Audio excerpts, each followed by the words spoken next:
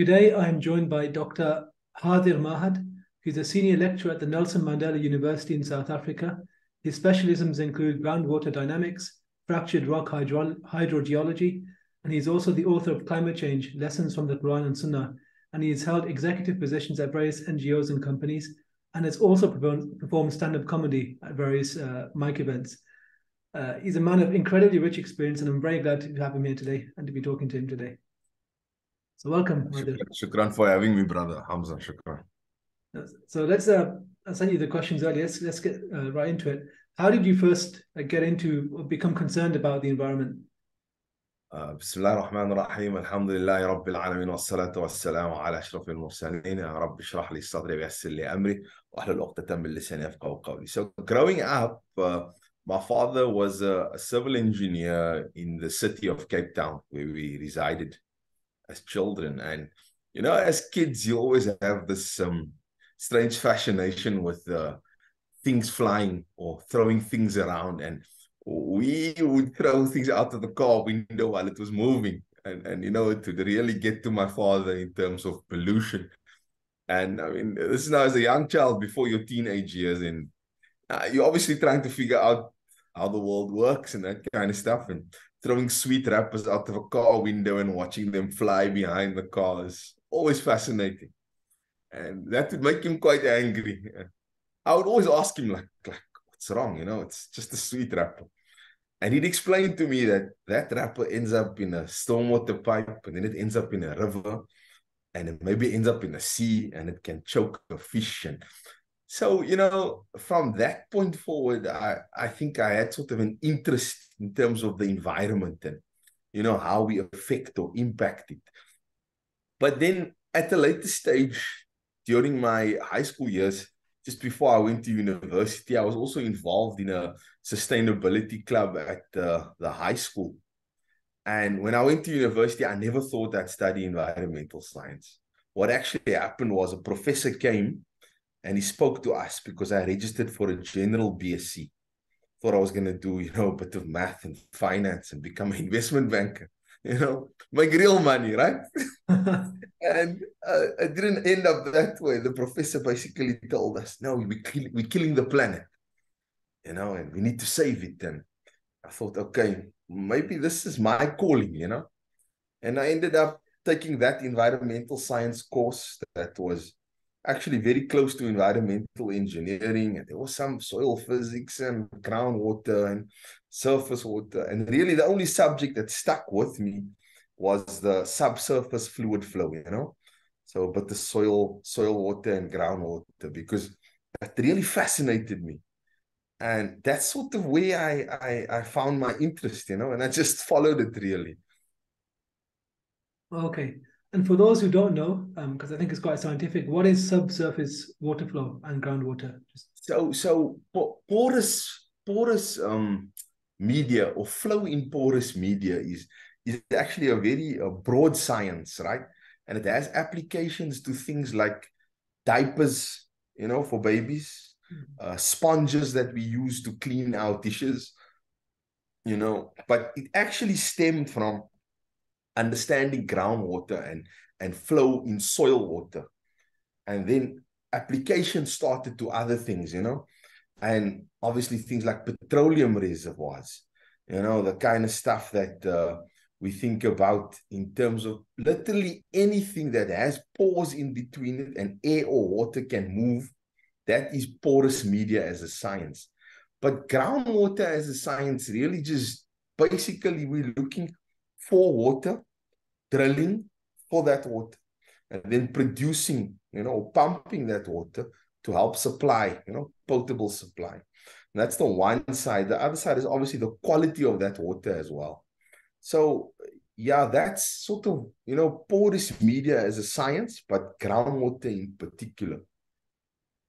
Okay, and groundwater is the water which, when it rains, it falls on the earth and then it seeps down, and then you have these reservoirs beneath the ground and it falls into those, right?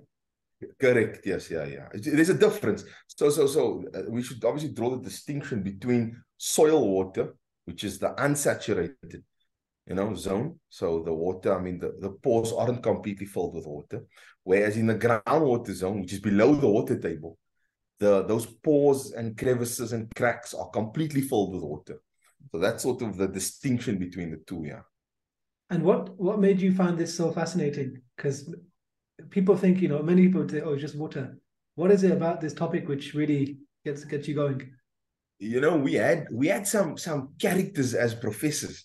Like really, I mean, for a South African university, after apartheid ended more or less in 1994, it was banned, and then obviously the country opened up, and I went to university in the sort of early 2000s, say just after the late 90s.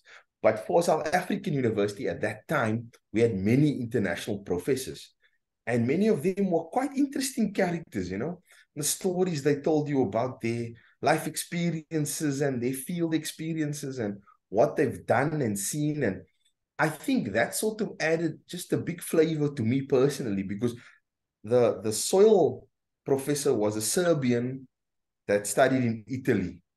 And the one groundwater professor was a Nigerian that traveled the world, literally to do water chemistry.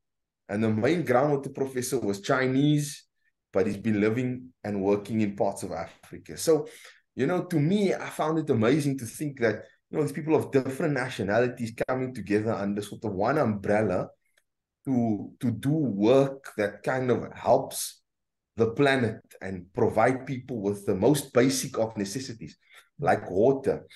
But not just that, the subject matter itself was also interesting to me personally, because there were many things. I mean, it's one of those subjects where it's a decent amount of sort of quantitative or calculations, involved. So it's a case of you're either right or you're wrong, theoretically, if you will. So, I mean, when you write the exam, they give you a bunch of calculations. You're right or you're wrong. There's no ifs, buts, or maybes. There's no halfway. And it sort of just made sense to me, And when I found that and I saw there's something I'm interested in, that I sort of like and that I'm kind of good at, and that balance just let me know, okay, this is where it's at for me personally, Okay, that's good that you found your calling there. And right now, I think that globally we face a lot of problems with groundwater. A lot of shortages in many countries, even though you might think there's lots of rain going on. So, Yeah. can you talk a bit about this global issue about global freshwater demands? Yeah, it's quite a big thing. I mean, actually, what most people don't know is groundwater forms the majority of freshwater supplies globally, right? But in some cases, it's maybe inaccessible or it's remote, so people don't really bother with it. But I mean, because of the global, obviously, freshwater supply and its limited availability, we find that in the recent times, many governments are actually fighting, about freshwater supplies. I mean, the Nile situation, I don't know if you've heard about this Renaissance Dam in Ethiopia and how the Egyptian and Sudanese government, are sort of trying to find some sort of agreement with the Ethiopians to release more water downstream, because it obviously affects their economies, and I mean, there's been extensive work in terms of finding groundwater, and I recently did an article for an online magazine called The Conversation, and they have a very interesting approach to things, because you work with an editor, and as a scientist, it's a different kind of writing. So kind of like writing a newspaper article, and we explored, African aquifers and what's the kind of groundwater supply that's available from these African aquifers. And we're talking, I mean, 20 to 25 times more groundwater than surface water in Africa. So there's a large amount of groundwater that's available, some of it untapped, and unfortunately, in most cases, a lot of it contaminated because of, human activities. So there's a decent amount of research being done into this, and a lot of aid organizations. I mean, even Islamic Relief, which is originally from Birmingham, where you're from. I mean, they fund wells, they have a water program, so many other African aid organizations looking at how to help alleviate the issues of providing potable water. And in many cases, groundwater is the solution. But in recent times, it's become used and abused, in a sense that, because this concept of obviously waqf and, sustainable Islamic financing, where people donate some money, and then a well gets drilled. And obviously, for as long as that well provides water, that person will receive reward. So that's the principle sort of waqf. But unsustainable drilling has led to wells drying up. So, I think it's a case of us rethinking how we do things, Brother Hamza. And when it comes to this groundwater issue, just generally, how much is it like, is it climate change which is causing, or is it human activity? Because you mentioned rivers. I know even in China, there's issues where countries like Myanmar and the Philippines and so on, whatnot, the fishermen can't fish because the water from the dams has been blocked by China. They make so many dams in the rivers, and then they don't get any water, and then the land dries up and they can't fish. So how much of it is a human issue? How much of it is it climate change changing the climate? So it's that's a very good question, and it's a case of half and half, whereby I think really anthropogenic activities like dam construction and pollution play a big role in terms of impacting the quality of not just surface water, but also groundwater. And then over abstraction of groundwater leads to things like land subsidence and, land quality issues and, problems with wetlands drying up and rivers drying up and so many other issues. And it's really a case of managing that water supply, because what the climate change does is, unfortunately, you have shifting rainfall patterns, So there might be more rainfall in other areas and less in others, or there's some areas, we're working in an area of our country where they received, normally the amount of rainfall they would receive over a year, they received in the space of a week, so there was extensive flooding. So it's a bit of both, climate change as well as anthropogenic activities.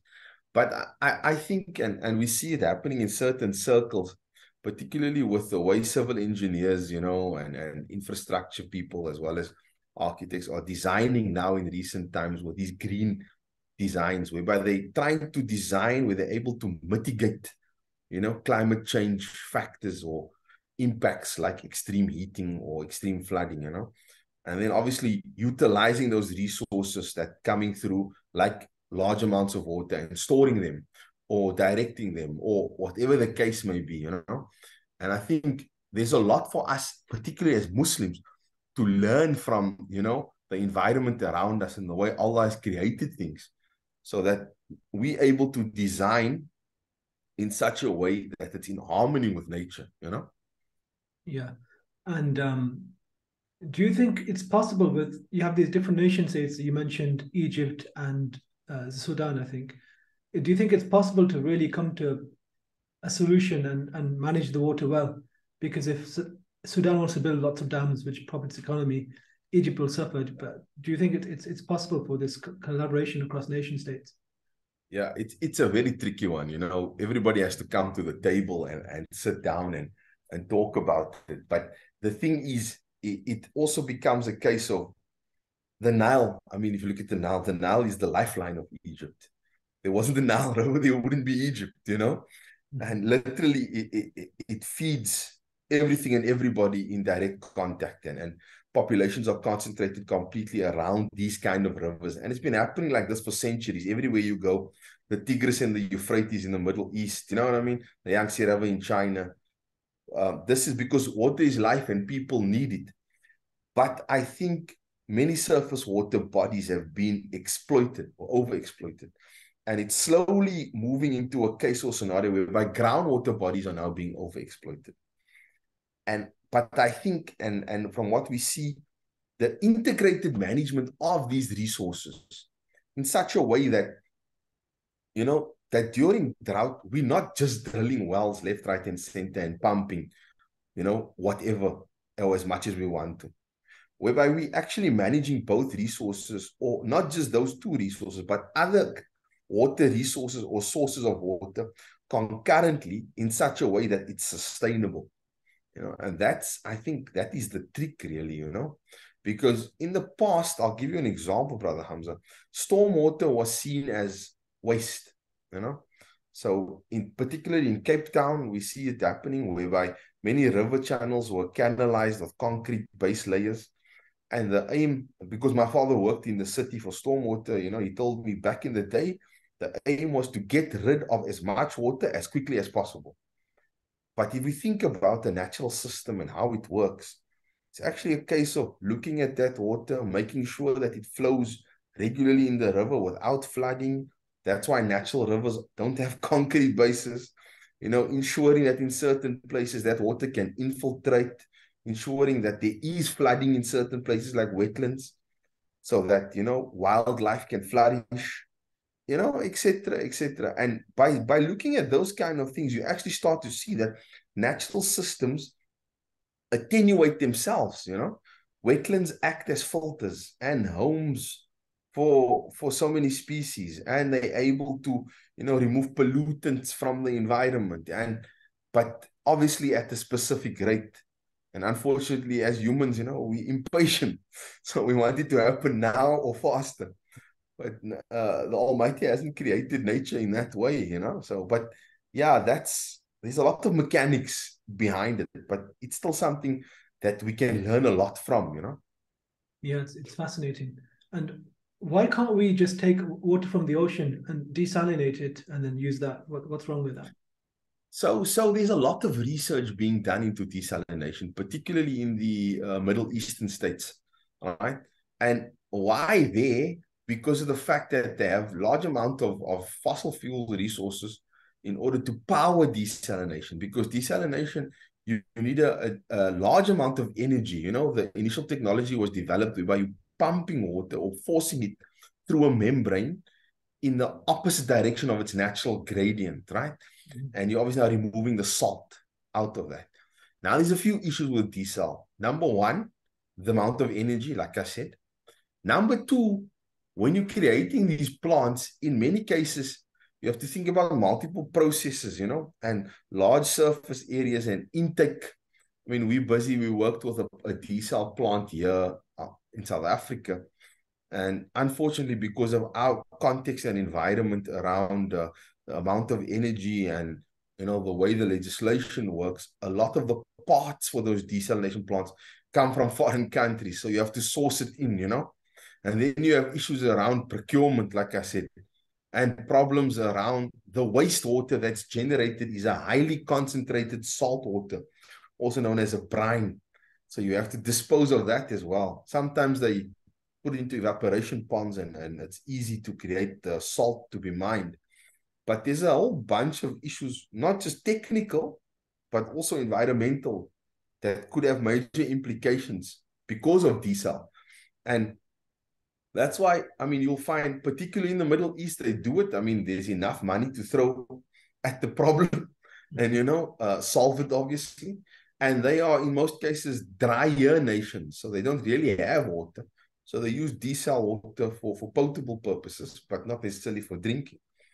So, for us here in Africa, I think desal is not necessarily a solution from what I've seen, because we've worked with some desal plants in certain locations, and unfortunately, for the kind of volumes that you need and the capital expenditure required for a plant, and it becomes quite expensive and very tricky to maintain, because of the fact that many of these desal plants are not built in Africa. So, it's a tough one. So even if, let's say, the unit cost of energy comes towards zero, let's say nuclear fusion or just so many more renewables around, or battery power becomes much more better, so you can use more renewables, even then salination will be an issue because of the yeah. It's not just the cost of the energy, It's so to give you some background from what I've seen in recent years, a lot of the commercial desal plants are coming out of Israel. The research ones are being built by King Abdullah University for Science and Technology, and they prototyping. I've seen Masdar Institute of Technology, they're doing a substantial amount of work around that. There's one or two other universities in the Middle East that are obviously funded by sovereign wealth funds or the government to throw money at these kind of issues and solve their problems. So there's a lot of work being done around it. And there might be a stage where it becomes, easier and more commercially viable and better to set up. But you will see it's particularly with certain types of technologies, it might work very well in a certain area, but it doesn't work at all in another. And that's one of the issues that we find with technologies that are adapted for specific purposes that come from Europe and North America into Africa. It doesn't always work. It's not a cut and paste job. So it can be complex at times, but I mean, there are many local solutions. I'll give you an example. There was research done very recently around what is known as the civilization here in Southern Africa of Zimbabwe, which is where the name of Zimbabwe comes from. And they had this stone walls around a sort of a village or a large city that was built called the Great House of Zimbabwe. And this is many hundreds of years ago, but those people knew at that time already that they needed to store water. And groundwater scientists recently found out that they were designing kind of underground storage systems because they knew the rainfall came in and it seeped in and it sort of moved towards a certain direction. And they were damming up these areas underground at that time already. So, these local solutions that are developed are in many cases actually quite the best. In the African countries, we call them indigenous knowledge solutions. So talking to the local people, trying to find out what are they using, how do they do it, and then trying to adapt that. That in many cases is what actually works. Okay, I see. I want to move on and talk a bit about your book about climate change and lessons from the Quran and Sunnah. What was the impetus for writing this book? Yeah, so actually during my master's, I took sort of a year off where I was having issues with the project and supervision. And during that time, my grandfather, Allah have mercy on his soul, he passed away, was also quite sick. I would sit at his bedside and, or in the other room waiting for him to call me to help him. And he was an imam in the mosque. And we talk, just talk. He'd ask me, like, what you doing? And I'd explain to him, say, that's interesting. And, sometimes he'd be reading the Quran and, or we'd speak about different things. And I thought to myself, I mean, here we're running through life and we sort of chasing things and titles and that kind of stuff. Because at that time, I wanted my master's degree, You really, I was like chasing like after that sort of piece of paper, if you will. But then I realized, I mean, as much as that's nice, how do we sort of marry, Because, I mean, Islam, I was reading a book at the time about science in the Quran. Because I was sitting waiting for him, obviously, and while waiting, I would read. I mean, there was Harun Yahya's work, there was Maurice Bocal's work on the science on the Quran, the Bible, and science. There was quite a few. There was Ibrahim, who published a small pamphlet in 1997 about science in the Quran in general. And I read all these, and I went through, and I thought to myself, but there must be some kind of relationship between climate change and Islam. I mean, we're seeing all this, I mean, Allah speaks about the bee in the Quran. Allah speaks about the mountains in the Quran, speaks about how he sends water down. I thought to myself, no, man, there has to be something. And then I thought, okay, let's look at anomalous events. And the flood of Nabi Musa and Nabi Nuh obviously came up, right? And then as I delved further, I noticed that the story of Nabi Yusuf, which, subhanAllah, if you look at it, in itself is a miracle, because it's the only surah in the whole Quran that is about one prophet from start to finish in chronological order, And as you work through it, you come to a point where the king has this dream, and everybody speaks about this dream of 7 good years and 7 bad years, and 7 fat cows and 7 thin cows. And I thought to myself, in my undergraduate, I learned about this cycle of 7 good and 7 bad years. And it's actually El Nino and La Nina, which in Spanish is a little boy and a little girl, Oh, but the it's the a, meteorological effect, El Nino. yeah, Oh, yeah, okay. El Nino and La Nina, yeah. And it starts off the coast of Chile, with upwelling of nutrients and has connections globally that affects climate. Thought to myself, well, this is most probably the first documented piece of evidence related to that. I mean, the Quran leads us down a path of thinking, but Allah wants us to think about it. And in my humble opinion, I thought, well, this must be it. And that's sort of where the idea came in to do more research and try and find out more. And my grandfather, Allah Raham, he would always like support, this kind of uh, um, adventures, for knowledge or traveling and, going outside of your comfort zone and finding things out and reading. And I mean, he was always reading. And it started out as a conference paper. And then from 2010 until 2020, more or less, I took my time and I slowly wrote and I did research, and it developed into what it is now as a book. And we hope that it can be inspiration to other brothers and sisters, people out there who are interested in these kind of things, because I really believe that Islam does have the solutions for the kind of problems we're facing, but we need to actually make the effort to go look for them. Yeah, this yeah, because I did some similar things. I've given some talks and whatnot to university students, and yeah, Mm. I tend to draw attention to verses in the Quran where, like the story of Noah, where God says, take the species, two of every species, and take them on Yeah, the boat and save them, yeah, because conservation is an important thing, taking care of the exactly. environment. We, as Yeah, Khalifa of the earth, as stewards, we have to take care of the animals as well. exactly. And even Yeah, the story of Prophet Solomon, yeah, his army stopped and did not trample over the ants, because biodiversity is yeah. things, yeah, and having respect for Very, different creatures. very important. And I like that concept that you raised, Brother Hamza, of that Khalifa. I was on a radio show a couple of weeks ago, and we actually looked at this whole thing of the Khalifa.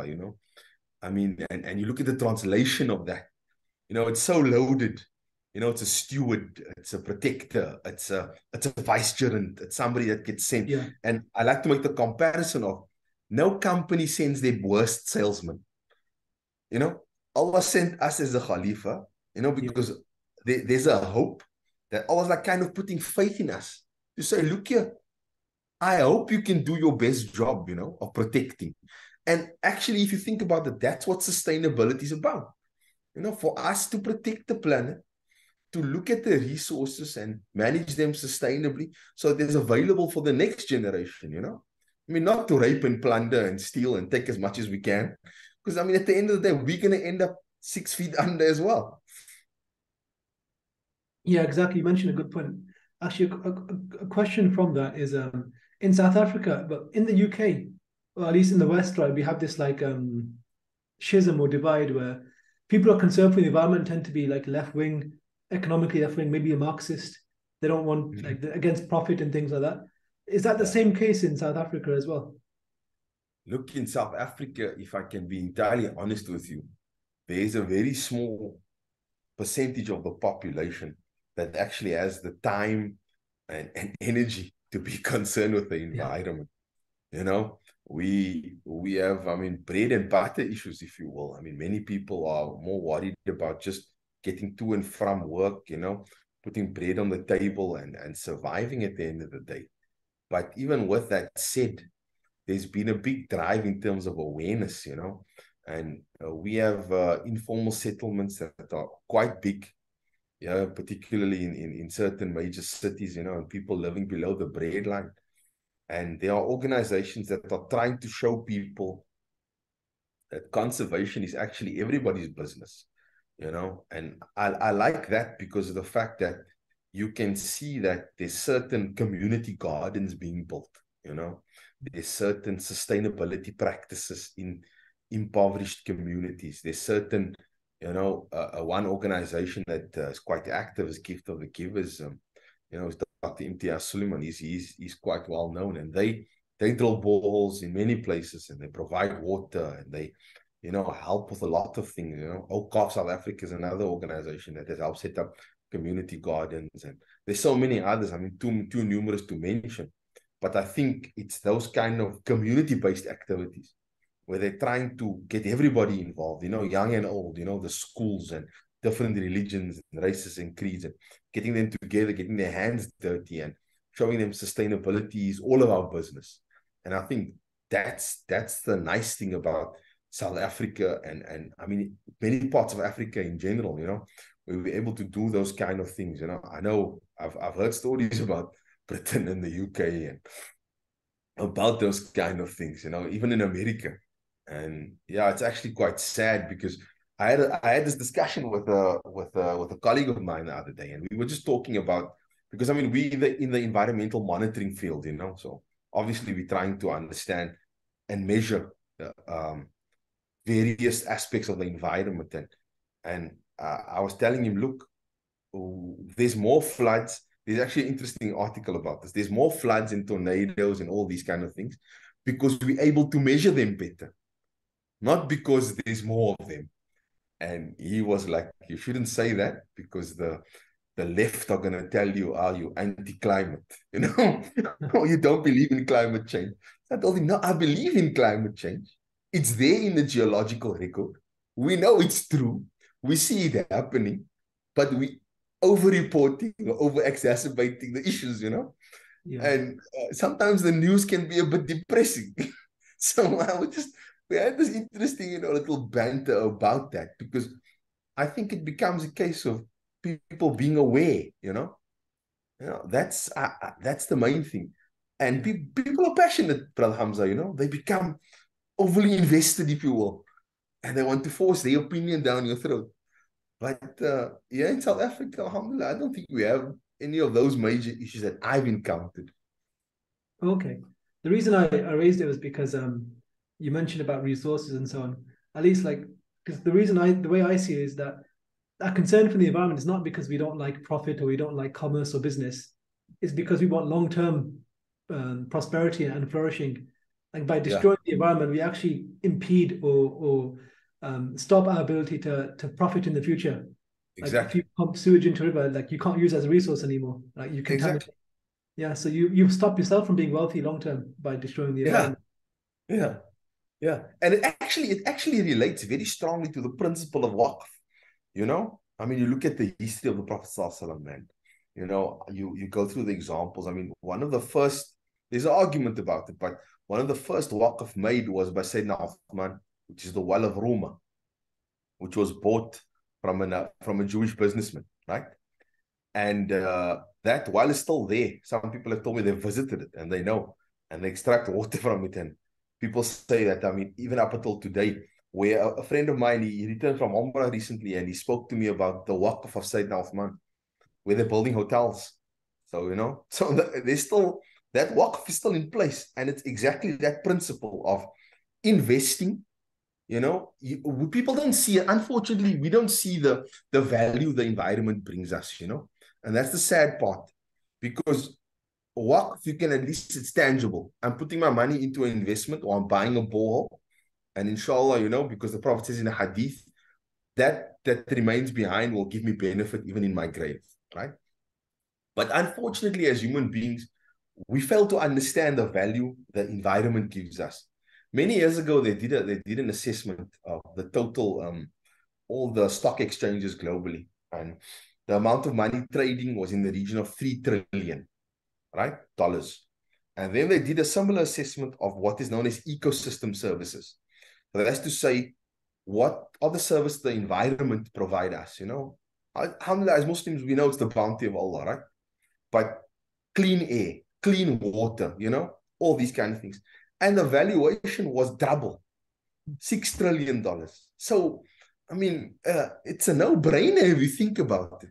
For us, and particularly us as Muslims, to think about the environment, be aware of what's happening around us, and to help conserve it for future generations. Yeah, exactly. And you touched on waqf. Can you just describe what a waqf is for anyone who's listening and they don't know what it is? So waqf is it comes from the Arabic word qif, which means to stop, right? So you literally stop ownership of an asset or your money or whatever and hand it over. And that asset or money cannot be used or, um, sort of sold off unless there's obviously an agreement, but there's a whole bunch of technical things that have to come into play. But it's literally a case of the return on investment on that asset or the return on investment on the money invested is used. So the asset itself remains in place, right? So I'll give you an example. A fruit tree. You plant a fruit tree, you say it's waqf. All the fruit coming from that tree can be used. A good example is, I was thinking the land of Sayyidina Umar, it was given, as for dates. The Prophet, there's a hadith about this. And this friend of mine, this colleague, he was saying some of that land is still in place today. So imagine Sayyidina Umar is still getting reward for that, right? So that's a good example. Another example is whereby maybe money is taken, thousands of dollars and invested into a Sharia compliant fund, and the return on that money. So depending on which part of the world you're in, you're talking anywhere between 7 to 12% return. That is taken and invested in projects. So most of the countries in the Middle East have these endowment funds, and actually it's actually quite interesting because the model of the Norwegian sovereign wealth fund was developed by an Iraqi petroleum economist who sort of based it on Awqaf as a principle, these large-scale endowment funds. And we see them doing actually amazing work globally, whereby they're investing in water and energy and, job creation and changing economies. And that principle of waqf is the underlying one in those sovereign wealth funds, So it's low risk, it's low reward, but it's long-term investments, and it actually pays off. And that's the principle. I mean, Allah says, in Allah ma'as-sabirin, you have to be patient and Allah will be with you. But those kind of long-term investments, you have to be patient. It's like, people always give the argument of Bitcoin, it's quick money. But there's no such thing, unfortunately, I mean, we've all done a little business. We've all lost some money. We know, you felt the pinch. You have to be patient. You have to be consistent. You have to be diligent. And I think those are the principles that, the Sunnah and the Quran try to teach us. But they are such widely applicable principles, across the board, in our personal life, with our children, for the environment, for our financial well-being, for our fitness or health, consistency, because the Prophet ﷺ said Allah loves the deeds that are small but consistent, so our approach to solving these problems is also very important. Indeed, yeah. It's interesting you mentioned the endowment fund and sovereign wealth funds, because I actually work for a pension fund, and interesting. They're thinking about opening up some Sharia compliant funds as part of their holdings. Yeah, so okay. maybe I'll put that to them. Yeah. Yeah. It's actually interesting you mentioned that they did a study a couple of years ago on the performance of Sharia funds versus normal funds. And they do better they outperform them. Yeah. It's amazing, subhanAllah, Yeah. And that's also like the current Sharia compliant rules only account for like debt and interest. They don't take into account ESG metrics like greenhouse gas emissions. I think if you factor that in, maybe might be even better. Yeah, there is actually work being done around that. I did a short course at INSIF, which is the Malaysian University for Islamic Finance, and the professor was raising that there's now a big move in Sharia compliant funds to include ESG. There's a fund out of Saudi Arabia. They are actually sort of the pioneers on that. I forget their name, but it's quite interesting because the merger of ESG with Sharia compliant, and then obviously taking into factors things like, I mean, is a company directly or indirectly involved in aspects related to unfair treatment of their workers, even going that far, And it's become a big thing, you know. But in some circles, the whole ESG thing is actually just sort of a front. You know, companies just using it to make it seem like they're environmentally friendly when they're not. But I mean, as consumers, you just have to be aware of who's doing what and making Yeah. sure that they are actually green as they claim to be, you know? Yeah, as part of new regulations, at least here in the UK, all asset management firms have to report on their financed emissions. So some of the work actually I'm doing as a software engineer is actually developing those reports which show, for instance, Yeah, if we're holding Apple stock, how much are we contributing towards the greenhouse gases Apple are emitting and so on. So it's interesting stuff that's all happening now. Because once you yeah, get this visibility and transparency about greenhouse emissions and what different asset managers are doing, then you can actually say, okay, we're going to have a target of we're not going to produce more than 100 million tons of CO2. And you can take yeah, things out of your portfolio which produce more, which is interesting stuff. Um, yeah, yeah, very I interesting. actually wanted to come back on the point about waqf because you mentioned like you've got these waqf from like the time of Uthman still around today. So is there zero expiry on the waqf then? So they're just forever. Yeah, so there's a few things that come into play with Awqaf. I mean, ideally, you would obviously want it to be as long as possible. What's happened in history? I mean, there's a lot of work that's been done around trying to record, you know, waqfs and awqaf and it's actually quite interesting because it's actually the smaller awqaf, like community gardens, like well points, like watering points, that have stood the test of time.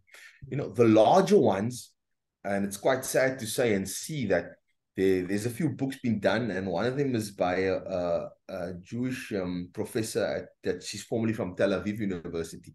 She wrote about waqf in the Middle East, you know, through time. And it's actually sad to see that a lot of the work around waqf was actually done by people from Tel Aviv University, you know, but broadly speaking. And they've documented, you know, a lot of things that happened in Istanbul during the Ottoman Khilafah, and you know, there's work that's been done on the Egyptians, you know, during the Fatimids and the Mayans and the Abbasids. And it's sad to see that the larger awqaf were in many instances taken over by the state or clergy, the ulama, and then controlled, and its coffers centralized and then misused, and then the waqf itself deteriorated. So whatever that asset was, the money wasn't sent back into the asset for maintenance.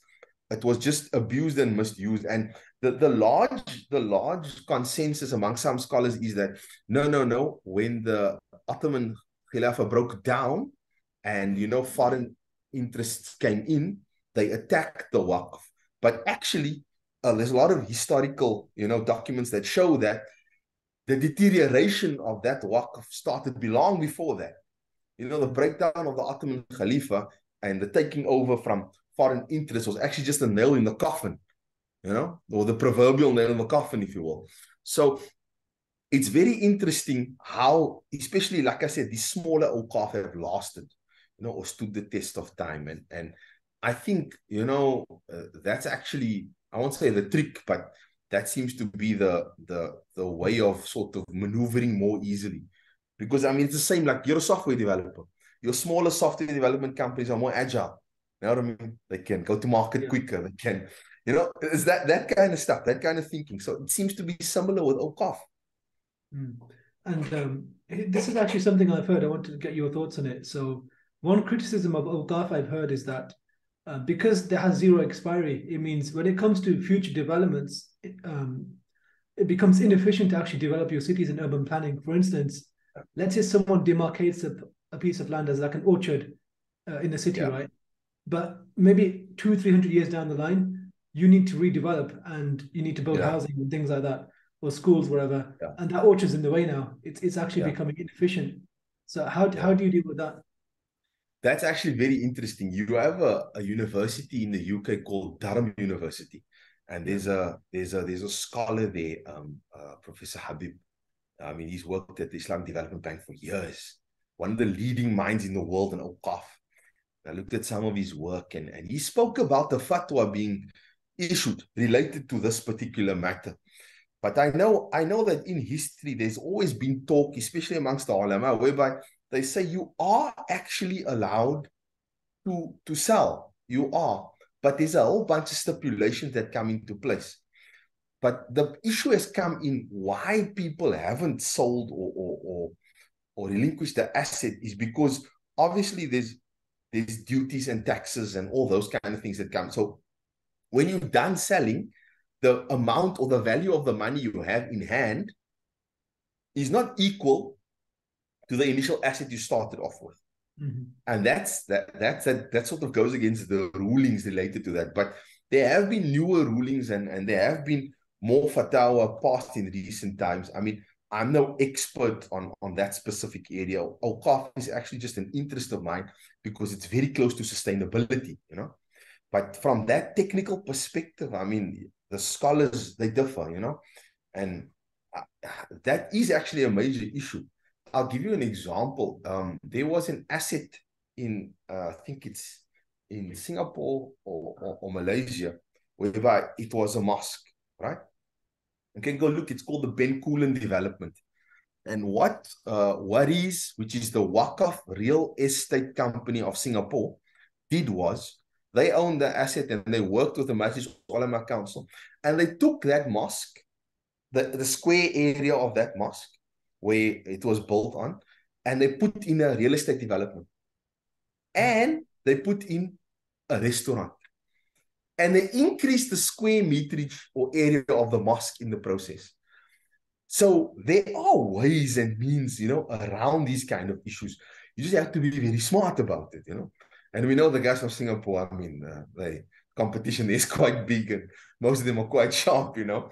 So, I mean, if you look at some of the developments that Waris have done themselves, it's amazing, you know, how they've taken waqf land and sort of repurposed it or kind of taken the original allocation. For example, it was a mosque and kept that, but still worked around it very creatively, you know. And there are definitely, you know, case studies and examples for us to learn from.